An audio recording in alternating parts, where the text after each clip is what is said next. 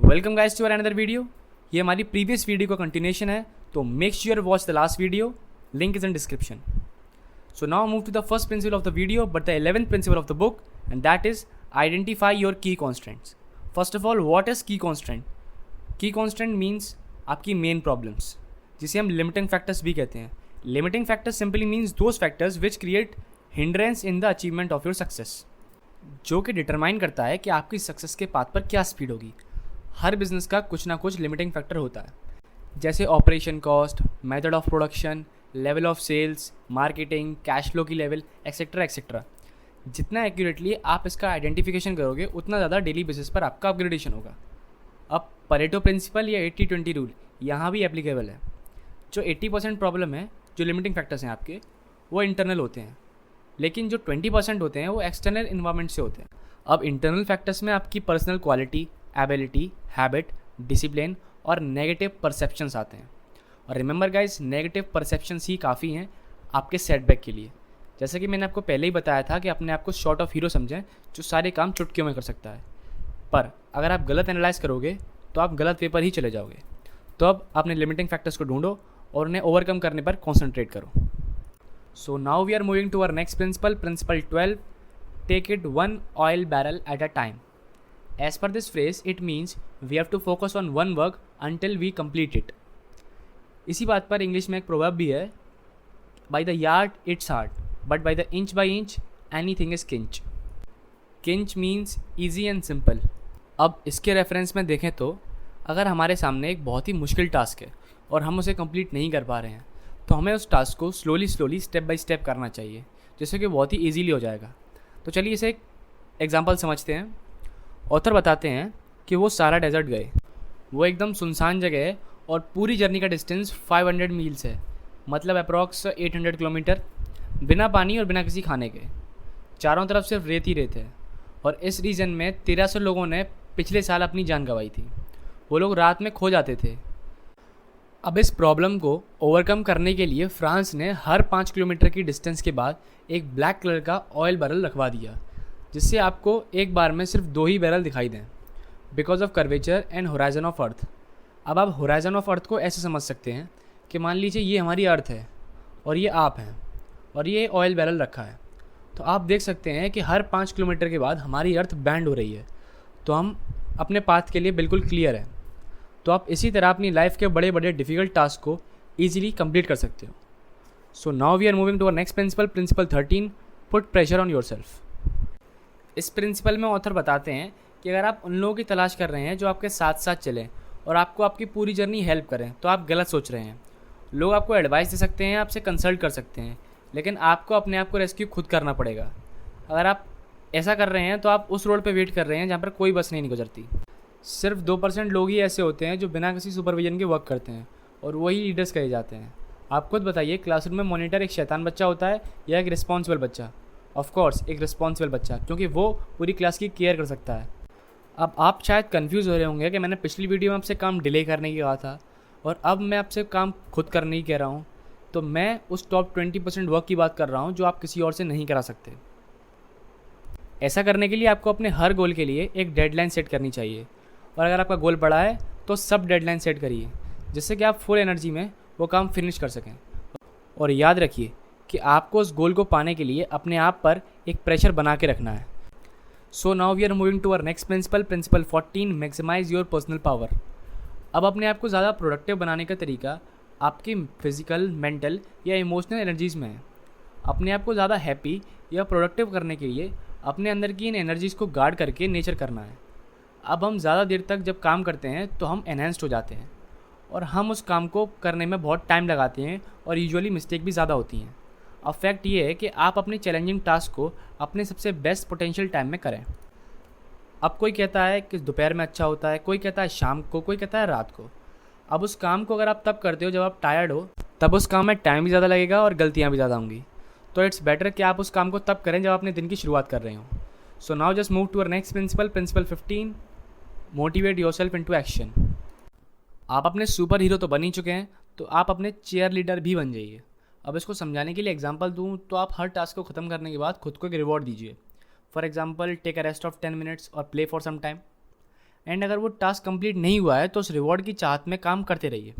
बहुत सारे साइकोलॉजिस्ट का मानना है कि ऑप्टिमिज्म एक इंपॉर्टेंट कैरेक्टर है किसी भी पर्सनल और प्रोफेशनल सक्सेस या हैप्पीनेस के लिए। उनके हिसाब से ऑप्टिमिस्टिक पीपल 3 तरह के होते हैं। पहले, जो हर सिचुएशन को पॉजिटिवली लेते हैं, जब भी कुछ गलत हो वो उस हर चीज़ में पॉजिटिव एक्सपेक्ट देखते हैं। दे आर जस्ट लाइक जो होता है अच्छे के लिए ही होता है। सेकंड, जो हर डिफ़िकल्टी में कोई लेसन लेते हैं। डिफ़िकल्टी उन्हें ऑब्स्ट्रैक्ट नहीं इंस्ट्रक्ट करती है, वो उन परेशानियों से लेसन लेते हैं और अपनी लाइफ में आगे बढ़ जाते हैं। तीसरे, जो अपनी परेशानियों में दूसरों को कंप्लेन करने या रोने के बजाय उन परेशानियों का डटकर सामना करते हैं। अब आप इन सब में से कौन सी कैटेगरी में बिलोंग करते हैं हमें कमेंट करके ज़रूर बताएं। So just move to our next principle, principle 16, practice creative procrastination. It means कि हमें प्रोक्रेस्टिनेशन तो करना चाहिए लेकिन एक मीनिंगफुल वे में, जिससे आपका फ़ायदा हो। आपने प्रायोरिटी तो सेट करी थी जो आपने अपने टॉप 20% काम को दी थी। अब मैं आपसे पोस्ट प्रायोरिटी सेट करने के लिए कह रहा हूँ, मतलब एक ऐसा टास्क जो आप बाद में कर सकते हो या कम कर सकते हो। अब मैं आपको टाइम मैनेजमेंट के वर्ल्ड का सबसे पावरफुल शब्द बताने जा रहा हूँ और वो शब्द है नो। अब आप नो उन सभी टास्क को बोलो जो आपकी परफॉर्मेंस को कम करते हैं, और इस वर्ड को ऑफ्टनली बोलो जिससे आपके सबकॉन्शियस माइंड पर उसका एक इम्पैक्ट पड़े और आपको खुद रियलाइज़ हो कि वो काम आपके लिए बिल्कुल बेकार है। और एक टर्म होता है अनकॉन्शियस प्रोक्रेस्टिनेशन, जिसका मतलब है आप बिना कुछ सोचे उस काम को टाल देते हो। जैसे आपने देखा होगा कि बहुत सारे लोग मोबाइल के हैबिचुअल होते हैं। वो उस मोबाइल में इतना खो जाते हैं कि वो अपने बहुत ही इंपॉर्टेंट टास्क को प्रोक्रेस्टिनेट कर देते हैं। चलिए इसे एक स्टोरी समझते हैं। There is one boy whose name is Jay and he just love cricket. वो वीक में मिनिमम 3-4 डेज़ के लिए तो खेलने जाता था और एक बार में ऑलमोस्ट 3-4 आवर्स तक तो खेलता ही था। अब वो बड़ा हुआ, उसकी जॉब लग गई, तब भी उसने वो खेलना नहीं छोड़ा। वो अपने ऑफिस के काम में भी बहुत पीछे रह गया। वो अपने फाइल के बंडल की पेंडेंसी को देखकर उसकी जॉब पर भी कंट्रोल नहीं हो पा रहा था, जिसकी वजह से उसे अपना क्रिकेट छोड़ना पड़ा, सिर्फ इसीलिए क्योंकि उसने अपने काम को प्रोक्रेस्टिनेट किया। अगर वो अपने खेल को प्रोक्रेस्टिनेट करता तो ज़्यादा बेटर होता। So now just move to our next principle, principle 17, get out of the technology time sink. यहाँ ऑथर कहते हैं कि हमें टेक्नोलॉजिकल गैजेट्स को अपने फ्रेंड्स की तरह यूज़ करना चाहिए। लोग गैजेट के वेब में फंस चुके हैं, including me. We all use gadgets but we can use them as a ब्रह्मास्त्र टू लीड टुवर्ड्स गोल, ना कि उसे अपने लिए रुकावट बना लें। अगर परेटो प्रिंसिपल यहाँ अप्लाई करें तो उन 80% मेल्स की कोई वैल्यू नहीं होती। वैल्यू होती है तो सिर्फ उन 20% मेल्स की, और इसमें भी 80% को इमीडिएट एक्शन की रिक्वायरमेंट नहीं होती। इस पर ऑथर एक फ़नी इंसिडेंट बताते हैं। जब वो एक वेडिंग अटेंड कर रहे थे तो उन्होंने देखा कि लोग मील से पहले अपना सर झुकाए हुए हैं। तो ऑथर को लगा कि वो एक दूसरे की रिस्पेक्ट में वो कर रहे होंगे। इवन खाना खाने के बाद भी वो लोग सर झुकाए हुए हैं।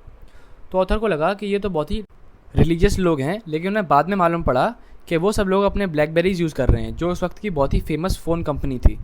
तो अगर हमें अपना टाइम मैनेज करना है तो हमें अपने गैजेट्स के यूज़ को थोड़ा सा प्रोक्रेस्टिनेट करना पड़ेगा। So now just move to our next principle, principle 18, slice and dice the work. इस प्रिंसिपल में ऑथर ने आपके काम के अमाउंट को कम करके उसे पूरा करने की कहा है। मतलब आपको अपने बड़े बड़े टास्क को ब्रेक करके उसे अपने हिसाब से फ्रैक्शन में कंप्लीट करना है। प्रोक्रेस्टिनेशन का मेन रीज़न यही होता है कि वो टास्क जो आप प्रोक्रेस्टिनेट कर रहे हो वो बहुत बड़ा है। अब आप खुद सोचो कि जो आपके काम बहुत दिनों से रह गए हैं वो बहुत बड़े यानी टाइम कंज्यूमिंग होंगे। हमें ऐसे टास्क को अवॉइड करते हुए उन छोटे टास्क को कंप्लीट करने में ज़्यादा अच्छा लगता है। अब इससे बचने के लिए एक तरीका है, वो है सलामी स्लाइस मेथड। तो इस मेथड में आप ऐसे टाइम कंज्यूमिंग पार्ट को मैनेजेबल नंबर ऑफ एलिमेंट्स में ब्रेक करें और फिर उन एलिमेंट्स को कंप्लीट करें। अब इसका फंडामेंटल लॉजिक ये है कि ह्यूमंस को टास्क कंप्लीट करने में बहुत खुशी होती है, और फिर मैंने आपको लास्ट वीडियो में ही बताया था कि डोपामाइन्स रिलीज़ होते हैं जो आपको काम करने में एन्जॉयमेंट देते हैं। दूसरा मेथड है स्विस चीज़ मेथड। अब इसमें आप अपने काम को लिमिटेड टाइम के पीरियड के लिए करते हैं, लेट्स से 30 मिनट्स, फिर ड्रॉप कर देते हैं इफ़ रिक्वायर्ड्स। ऐसे करते करते आप 30 मिनट्स में अपना काम कब कंप्लीट कर लोगे आपको पता भी नहीं चलेगा। इसके भी result same salami slice method की तरह हैं। So now we just move to our next principle, principle 19, create large chunks of time. इसका मतलब है आप अपने टाइम के बड़े बड़े अनसेगमेंटल पार्ट्स क्रिएट करें और उस टाइम स्लॉट में वो काम कंप्लीट करें। हमें अपने कुछ काम करने के लिए बहुत कंसंट्रेशन की ज़रूरत पड़ती है। इनफैक्ट हमें कोई डिस्टर्ब कर दे उस टाइम तो वो भी पसंद नहीं होता। इन सब से रिएक्ट करने से अच्छा है कि आप अपने टाइम के लार्ज स्लॉट्स और ब्लॉक बनाओ जो हाफ आवर से लेकर 3 आवर्स तक के हो सकते हैं। जब आप ऐसे काम करते हो तो आपकी प्रोडक्टिविटी 3 to 5 टाइम्स इंक्रीज़ हो जाती है, लेकिन एक कंडीशन है, कि आपको बिना किसी इंटरप्शन के लगातार काम करना है। अब इससे होता ये है कि आप किसी काम को छोड़कर जब दोबारा करते हो तो आपको उन सारी कंडीशंस और थिंकिंग से दोबारा फेमिलराइज होना पड़ता है। अब इसमें आपका बहुत सारा टाइम वेस्ट होता है।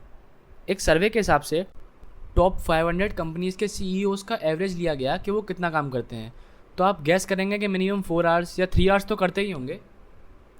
लेकिन फिगर सिर्फ 90 मिनट्स मतलब 1 आवर 30 मिनट्स निकला। अब वो इतने कम टाइम में कैसे अचीव करते हैं? इसके पीछे उन्हें जैम सीजन्स की नॉलेज है। जैम सीजन मतलब आपको अपने टास्क पर पूरी तरह फोकस रखना है और उसे जल्दी से जल्दी पूरा करना है, लेकिन keep in mind not to degrade the quality of work. So now we are moving to our next principle 20, develop sense of urgency. ये सेम उसी कंडीशन की तरह है कि आप एग्ज़ाम हॉल के बाहर पढ़ते हो और हॉल में जाने के लिए कुछ ही मिनट्स बचे हैं। आपके अंदर एक सुपर पावर आ जाती है और इतना फास्ट पढ़ने की कैपेसिटी आ जाती है कि आप खुद ही सोच सकते हो। अब यही ह्यूमन बॉडी की मिस्ट्री है कि आप अगर अपना फुल पोटेंशियल यूज़ करोगे तो आप बहुत कुछ कर सकते हो। जब आप कोई की टास्क करते हो तो आपको अपने अंदर एक अर्जेंसी क्रिएट करनी होगी कि इस डेडलाइन तक ये टास्क पूरा हो जाना चाहिए। इससे आप अपने अंदर की पूरी एनर्जीज़ को एक काम पर फोकस कर सकेंगे।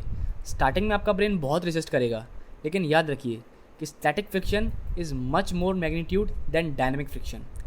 अब हम बढ़ते हैं हमारे लास्ट प्रिंसिपल की तरफ, principle 21, single handle every task. अब आप क्या उन लोगों में से हैं जो अपने आप को मल्टीटास्कर्स कहते हैं, जो 2-3 काम एक साथ करने की कैपेबल हैं? तो आप गलत सोच रहे हैं। हम मल्टीटास्किंग जैसी कोई चीज़ करते ही नहीं हैं। हम बस एक काम से दूसरे काम पर शिफ्ट करते रहते हैं। अब ऐसा करने के बहुत सारे डिसएडवांटेजेस भी हैं। Number 1, increase time for doing any work. Number 2, increase chances for mistake. Number 3, reduce efficiency. Number 4, feels more tiredness and fatigue. So आप एक बार में एक ही टास्क करें और सिंगल माइंडेडली फोकस करते हुए उस काम को कंप्लीट करें, जिससे वो काम ज़्यादा जल्दी और बेटर होगा। ये थे हमारी बुक के 21 प्रिंसिपल्स। और इस बार एक मोरल नई स्टोरी से। आपने ग्रासहॉपर और आयन की कहानी तो सुनी ही होगी। उसमें ग्रासहॉपर मज़े लेता है गर्मियों में और चींटियों पे हंसता है कि कितना काम करोगे, इसका कोई फ़ायदा नहीं है।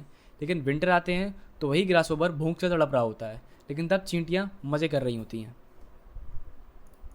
अब मोरल ये है कि उस ग्रासहॉपर ने टाइम की वैल्यू नहीं करी और अपने शॉर्ट टर्म हैप्पीनेस की वजह से अपने लॉन्ग टर्म कॉन्सिक्वेंस को फेस करना पड़ा। लेकिन एंड्स ने शॉर्ट टर्म हैप्पीनेस को छोड़कर अपने लॉन्ग टर्म हैप्पीनेस की तरफ फोकस करा। So just focus on your long term happiness. तो आप इस स्टोरी के रेफरेंस को समझ ही चुके होंगे। हम बहुत जल्द मिलेंगे अपनी नई वीडियो के साथ। Till then keep reading, keep improving. Don't forget to follow us on Facebook and Instagram. Link is in description. And just like and share the video and subscribe to our YouTube channel.